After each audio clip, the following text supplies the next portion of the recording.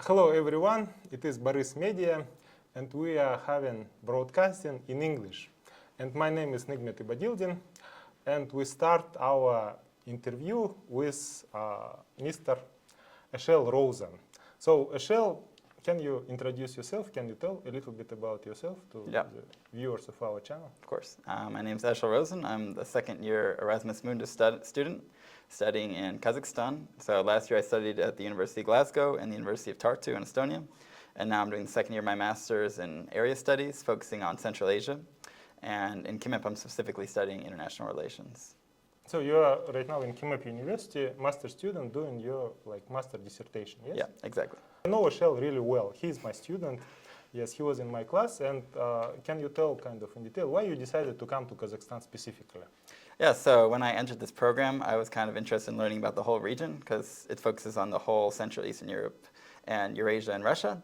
And I at first wanted to go to Russia to learn Russian, but actually last year we attended kind of like the seminar where we met all the different heads of the university in Estonia. And we met Nigmet actually, and he was really convincing and really showed his passion for Kazakhstan and teaching at KIMEP, and basically convinced us to come to Kazakhstan rather than go to Russia and Nizhny Novgorod. Thank you very much. Thank you very much. I haven't expected, frankly, that it will be advertisement over here like this. Thank you very much, Eshel. Well, I remember that meeting in Tartu. We met each other. I told about Kazakhstan, what are the potentials, what are the research opportunities over here about KIMEP, and Eshel came over here. Thank you very much. We really like you and really welcome you in Kazakhstan over here for 2 years.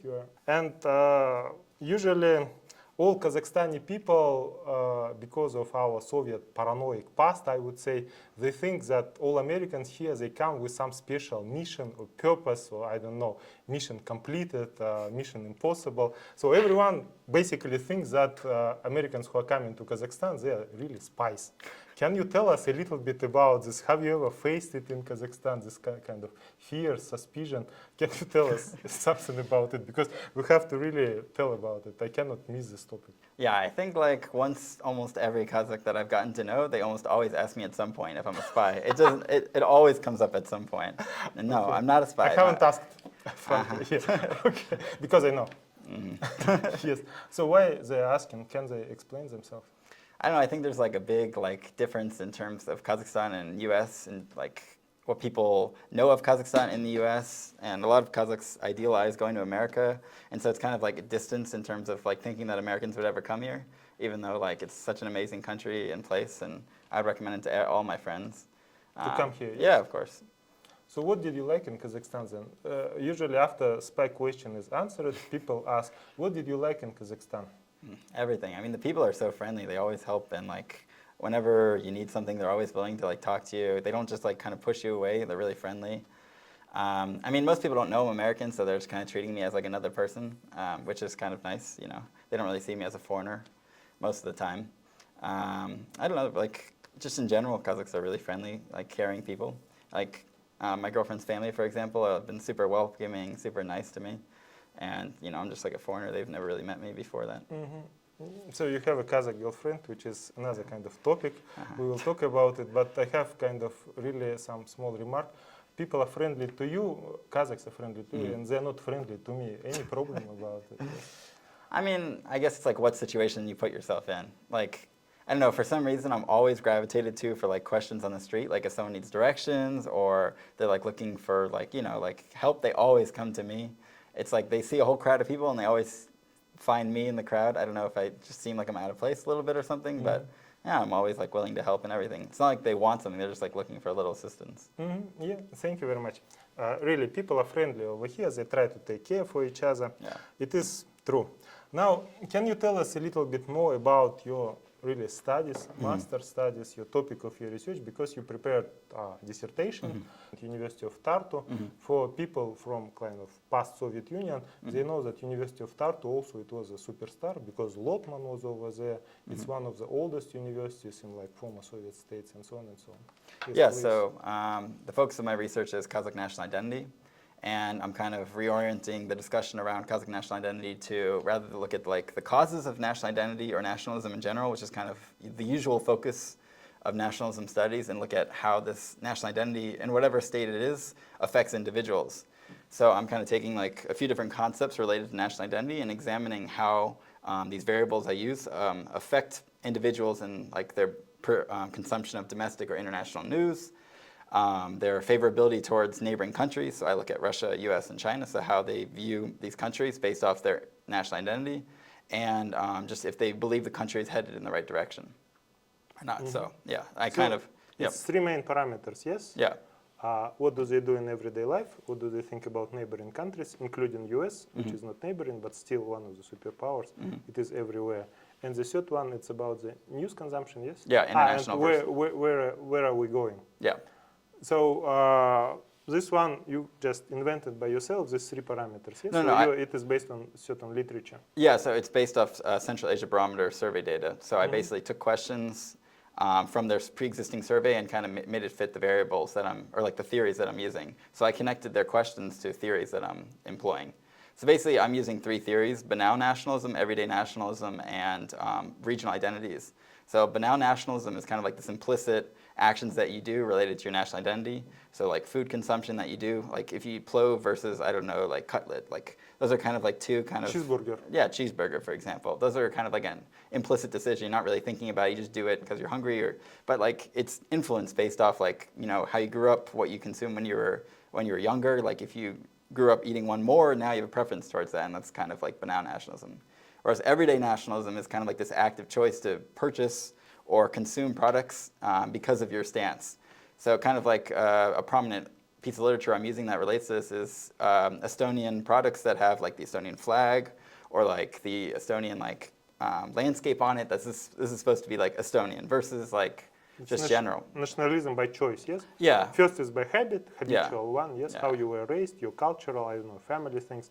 And second, you choose your identity, you build it, you construct it by yourself. Yeah, active or inactive is kind of like, or passive or active. That's kind of like the separation. And the third one, and the one that I'm kind of like saying, or I find to be like the key, is regional identity. So like if you're from the north, south, or west, or east, like how this affects your identity beyond kind of like ethnic and linguistic divides. Because most people say like, oh, the north, there's more Russians living there. This kind of affects their identity. South, more Kazakhs or more Kazakh speaking. This kind of affects their identity. But I'm kind of looking beyond just like the demographics of it, but just like the overall region and that how that affects national identity and kind of like perceptions, as I mentioned, of the three different behaviors that I look at.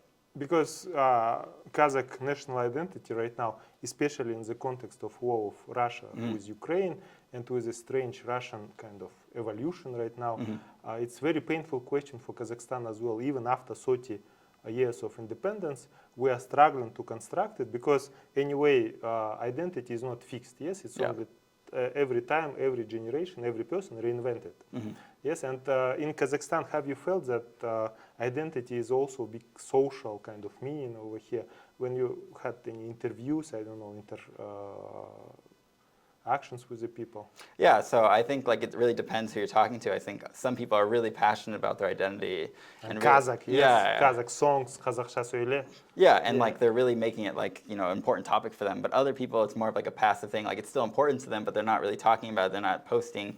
And you can kind of see, especially on like social media presence, those who are really like make it a part of their core identity, they're always posting about events, topics related to their identity or like events going on. And you can kind of see like those are really more into it and those who aren't. But it's definitely like, I think, really becoming more of a, you know, prominent discussion point within society. And you had the Central Asian Barometer, any other kind of field research?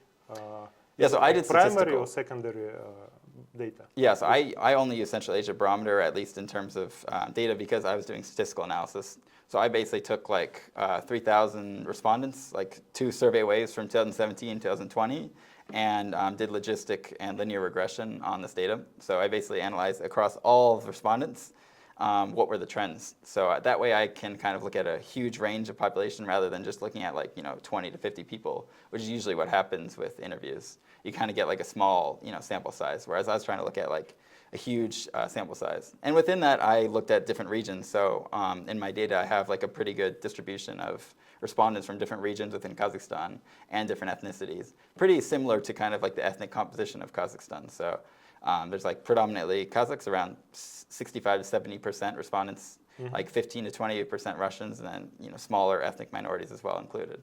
So it's pretty similar to the ethnic composition of Kazakhstan, which is good, and linguistic.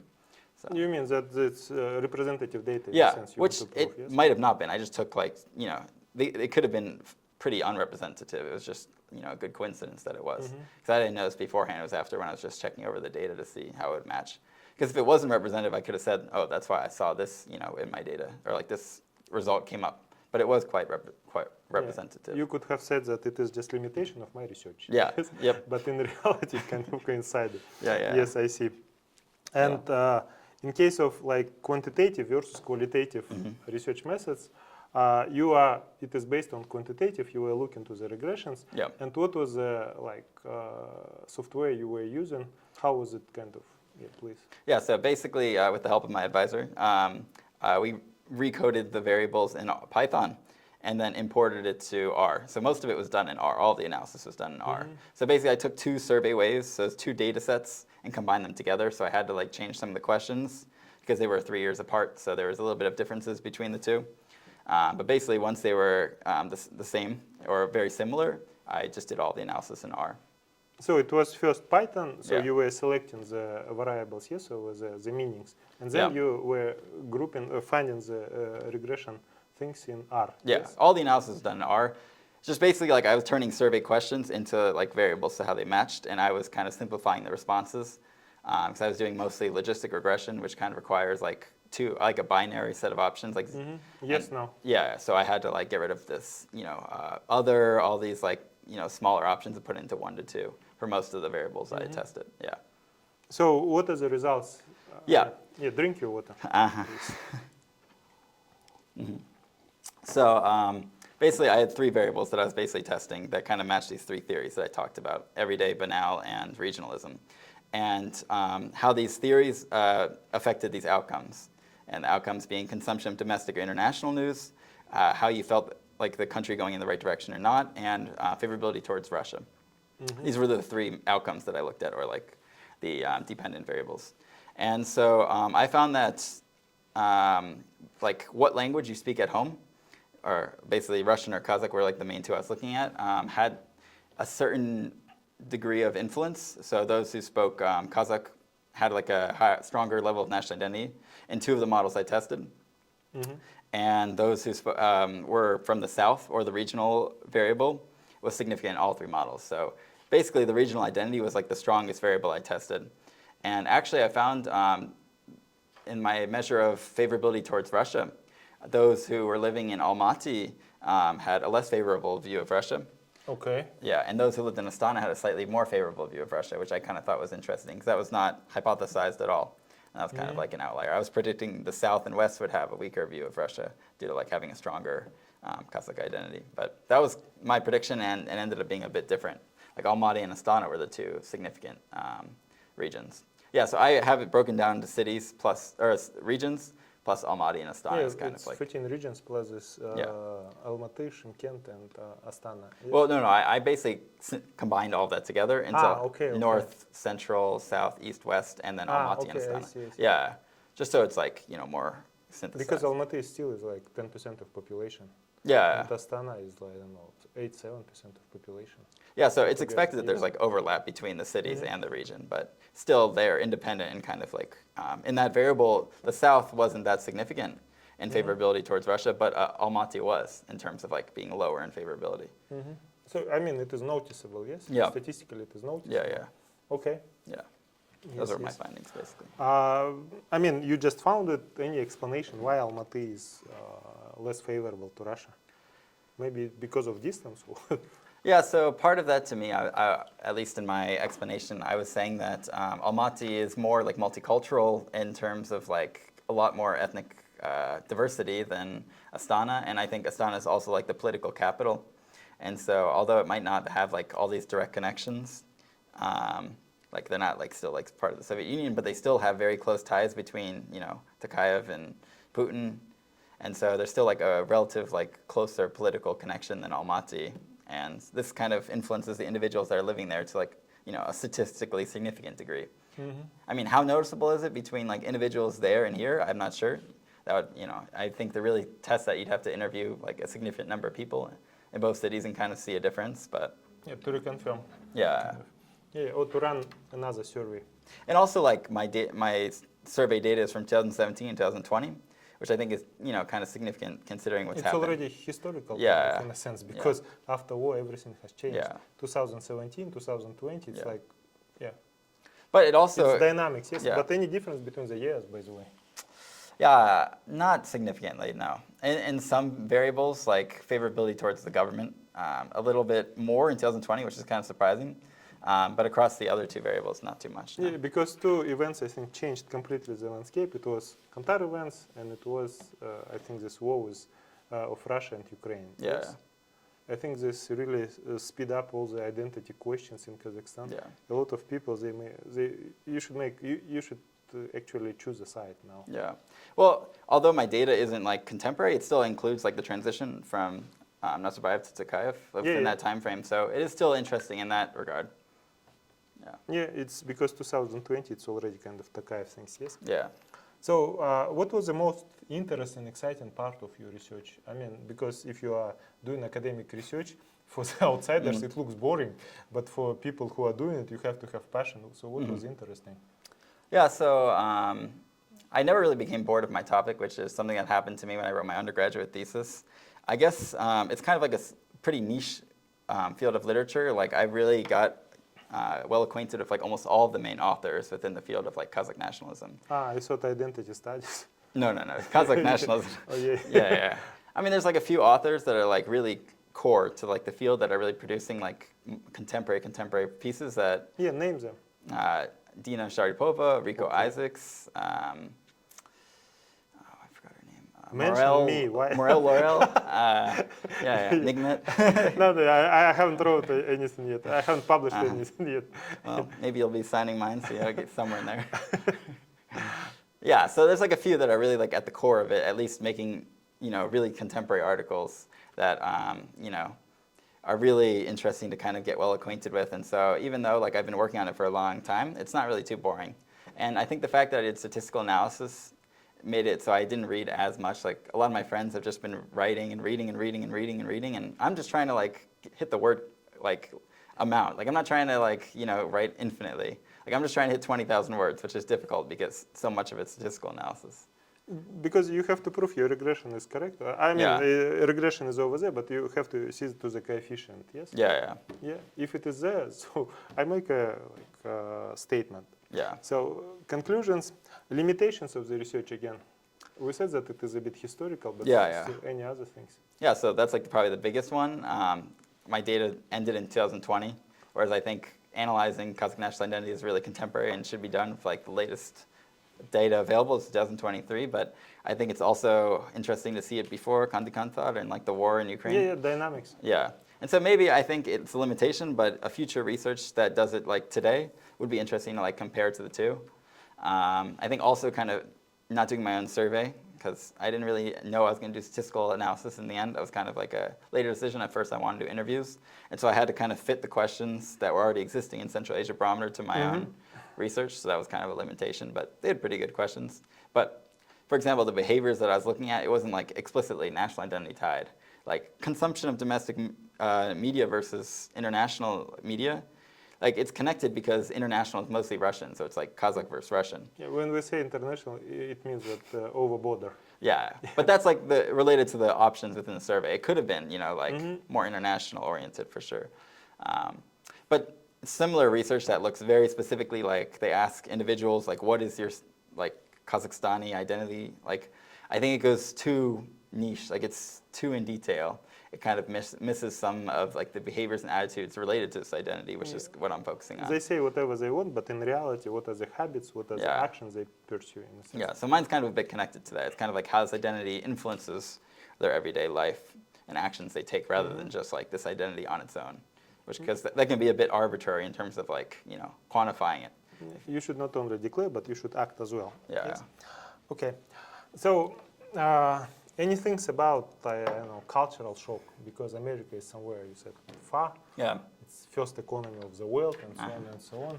this Hollywood impact all over the world, and in Kazakhstan, those TV series, everyone is watching them. And I think Americans, they don't even understand how influential their culture is. But over here, Yeah, how yeah. have you felt? I don't think I really have felt culture shock because I was living abroad last year as well, and I think I was getting closer to Kazakhstan, at least in terms of the lifestyle, bit by bit. Like last summer, I lived in Georgia, and now And you lived in Estonia as well, yes? yeah, Estonia, Georgia, and in Romania for a little bit, and now Kazakhstan. But I think some things, not really like culture shock, but maybe just like the lack of convenience. Like I think America is a land of convenience.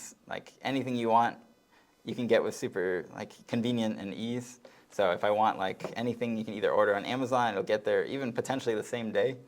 yeah, yeah. Which is it's true for Caspia as well for certain products, but Amazon has like almost everything. And they bring, I don't know, like cat litter, for example, Yeah, which yeah, is yeah. also heavy, but still they can Yeah, bring yeah. it. And also like in products in the grocery store, like I live quite near like a few different grocery stores, but still even next to like 3 different grocery stores like Magnum, Small, and Gulmart, like I'll still be limited in like what options that I'd have at like one big grocery store in the US. But that's just kind of like the lifestyle. You kind of get used to like, you know, going to the bazaar if you want to get more high quality produce and, Okay, you know. pains of the kind of rich wealth. Yeah, yeah. Sorry to say. So you're from Florida, yes? Yeah, yeah. You said. So any specific things about Florida? Because DeSantis is from Florida, and he's more or less competing right now with Vivek Ramaswamy and Donald Trump. Yeah, so yeah. So Republicans, are they taking revenge, or you will have like Joe Biden over there? in Florida. No, I mean for presidency. Yeah. I think if it's Joe Biden versus DeSantis, Joe Biden will definitely win. I think DeSantis is kind of like splitting the party of Trump because a lot of people are like DeSantis is a bit further than Trump, and so there's You like mean he's even hard? yeah, he's even more hardliner? radical. Yeah, Ah. yeah. So DeSantis is even like a bit further, and for all like the- Vivek Ramaswamy, he's not a No. competitor. no, Absolutely. at least not. I mean, I'm not like a Republican. Uh-huh. I mean, I'm kind of like distanced from the whole political system, but I mean, I know about DeSantis because he's my own governor, and I've seen what he's been doing firsthand within the state. So, yeah, I'm not very pro DeSantis at all, and I think it'll be interesting because he's very radical. He's done like a lot of terrible things for education in the U.S., like banning books, like lots of topics. Like there's like a very kind of controversial law in Florida called "Don't Say Gay," whereas if you say like anything related to gay, like you can get, or like, you know, being homosexual or anything, like you get shut down completely. Like it's completely banned in schools now, which it wasn't even like a really popular thing, but he just kind of like, you know, he's so far. Institutionalized it. Yeah, basically. Yeah. Yeah. Okay. Yeah. I mean, your political choices, your political elections, for us, it's absolutely, I don't know, the forest, absolutely unknown Yeah, forest. of course. So maybe I even would not translate it. Okay. So some private question. So you met your girlfriend over here. If you want to say a little bit about it, I don't know, say hello to her also. Hello. Or you can kind of, if you want to, please say. If you want to miss the question, like we can Yes, go to this another. is my girlfriend, Agatha. You want to come? Okay. No, so No, she does not want to come. Yeah, so I met her in Kazakhstan, Almaty, and yeah, been dating for almost a year now. It's been great. Okay. What do you want to hear? No, I just want to say that I know her. She's really great. Uh-huh. She's great, and I really feel pity that I am so old. Okay. Any stress and distress in Kazakhstan? What have you felt? I mean, some degree of like social isolation because a lot of my friends, my master's program left as the year went on. Yeah, I understand. Yeah, but otherwise, no. No homesick? No. Okay, for my parents, yes, I'm very homesick. Or family friends watching. Yes, but you have all of this, I don't know, WhatsApp and Skype Yeah, and of course. everything. I'm in constant communication, yeah. Yeah, I mean, so- I miss them, but I'm going back to see them pretty soon. Yeah. Yeah. Okay, so no stresses, nothing, yes? So where have you been in Kazakhstan else, not only in Almaty? Yeah, so pretty soon after I got here, I visited Astana for a conference, but I was only there for a short period, and it was pretty interesting, but it was already very cold when I got there. I was there at the end of September, and it was already like snowing a little bit, just kind of like a bit of culture shock for me. It was a climate shock, yes? Yeah, I didn't expect to see that. Global warming kind of haven't reached. Yeah, it was insane. And then I went to a wedding in Shymkent, I think November, which was pretty cool, my first time in the south. And I went to Turkestan that same trip. And yeah, that's most of the main cities I've been to in Kazakhstan. I've traveled around for like different trips and gone to Chern Canyon and Kolsai and Kandy. Okay, it's Yeah. like traditional tourist destinations, Yeah. yes? Okay, so now, how do you feel Kazakhs sympathize personally you, or they sympathize US, or what? How do you feel about it? You're an international relations student. Yeah, so I think most Kazakhs are either like sympathetic towards the US or at least like neutral. I haven't really met too many people that are really like, they hate the US or like anything really negative. I think a lot of people want to go there or at least visit it. I think it's not as idealized as some regions. Like I think more Kazakhs want to go to Europe or live in Europe than the US. But still there's a lot of people that are interested in going to the US. At one instance, I met someone who was very antagonistic towards me being American. I actually like... He spoke good English? Yeah. Still antagonistic, yes? Yeah. It was quite ironic because he had like an American accent as well. Yeah, so I was at like a party, and we were going outside to get some fresh air because it was quite hot, and he was in the elevator, and he could... I don't know if he heard me speak English earlier, or he just saw me and like thought I wasn't a Russian because he asked me, I don't remember in English or Russian, but he's just like, "Are you a Russian?" And I said no, and he's like, "Oh, I knew it." And then I knew it! Spy detected! Yeah, I think he did ask me if I was a spy, of course. And then he eventually he asked me like where I'm from, and then like right when I told him, he became super angry, like, "What are you doing here?" And he started like... Was it Kazakh, Russian? Yeah, or? Kazakh, yeah. What are you doing here? Yeah, and he's like yelling at me. Tried like, to save you from Russia, no? No, he was You just... haven't said it. No. Sorry. I was just trying to convince him like I'm American, but I'm not like a bad person. Like there's no reason to like... He was like just really angry at America for what they were doing abroad, which is like, okay, fair enough. But I don't see how that affects you individually. Yeah. He also was really getting angry at how like America was like hurting Kazakhstan. How America hurt Kazakhstan? That's what I was trying to get from him, and he could not really provide a response at all. It was a James Giffen situation. He was advisor to our president, but I think it's so narrow information. No. He had like no knowledge of like geopolitics whatsoever. He just wanted to be like angry for some reason, and like I don't know. That was like the sole instance that I've experienced of someone being like, yeah. I even like was trying to convince like America helped Georgia, and then he was like attacking Georgia as if like they were bad as well. I don't know. My God. Yeah. They're helping Ukraine. They help. Okay. Yeah. Yes. So, any questions you wanted to ask from me? I don't know. Any comments? What is your perception of America living in Kazakhstan? No, I think America is our very, very important partner. Whatever we kind of say, we cannot call it a lie, unfortunately.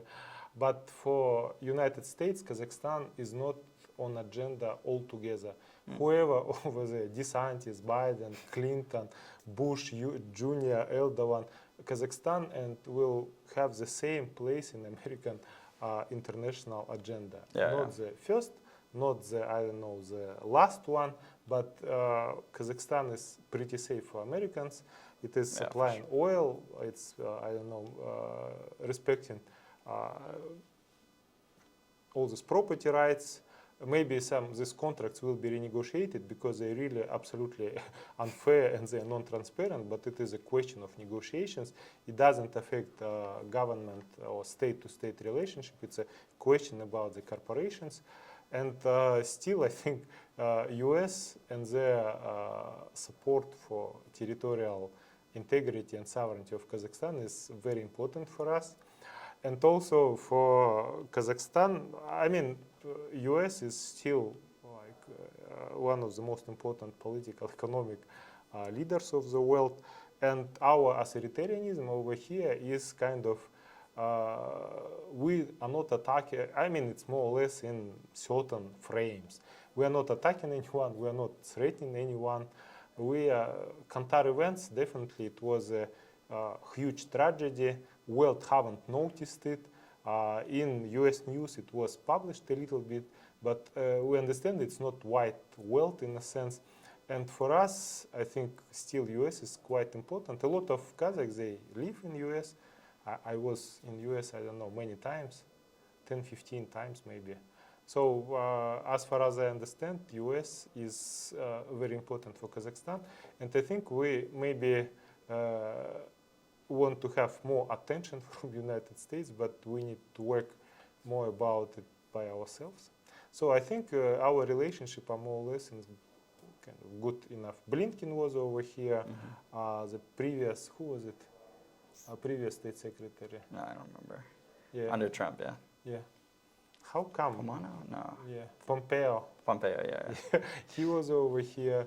Baker was over here, one of the first state secretaries in independence times. Madeleine Albright, she was here. So everything is kind of, for us, we are not so small, but we are not so kind of big for all of these US things. And that's all. If you want to comment about my comment, please go ahead. No, I think it's pretty fair, like pretty close ties, but not like the pressing priority of U.S. And I think that might change as like time goes on, and I think Russian weakens as like a regional and kind of like the focus of the U.S. and it becomes more oriented on the whole region and individual actors. Yeah, but I think U.S. right now really because of this divide, this Republican Democrat, this Donald Trump factor. Yeah. I think U.S. will be. China is still very important, but all the rest, war in Ukraine is very important. Yeah. All the rest is a bit kind of, it's also imperial overstretch. US cannot be everywhere. Yeah, of course. But I think there's also like the whole like primary American agenda and like individual actors within the system. And I think like, the whole Republican Democrat like issues, that's like within the country, but there's also like how we present our foreign policy. And I think that's usually a pretty distanced, or at least it's supposed to be. Like foreign state officers are supposed to be relatively depoliticalized or not really like say their own political views or really represent any of that. I mean, they're living abroad for extensive periods of time. I don't know how they invested they can be in like domestic political matters as it is anyways. And so like, sure, like in general, U.S. foreign policy has like certain goals, but I think there's, so many, such a big realm of U.S. foreign policy. There are sub-goals within that, and I think maybe, it definitely should be Kazakhstan, like oil and gas, like integration within like the Caucasus and Greater Europe should definitely become a priority within 5-10 years. Maybe not like our companies, but just the government trying to like assist in between like different countries. Yeah, assist. You mean another pipeline should be built, except of Caspian pipeline Yeah. consortium. It should be Baku, Tbilisi, Ceyhan with Aktau over there. Yeah. Yes. Questions on, I don't know, uranium, questions on water, all of the things, I think we're able to solve it regionally, but US also one of the main, swing player over here, all over the world, it is important for us. Okay, I think more or less we are done. Thank you very much. Thank you, Eshel, for coming. Thank you. Yeah, thank you for having me. Yeah, that's all for today. So we just...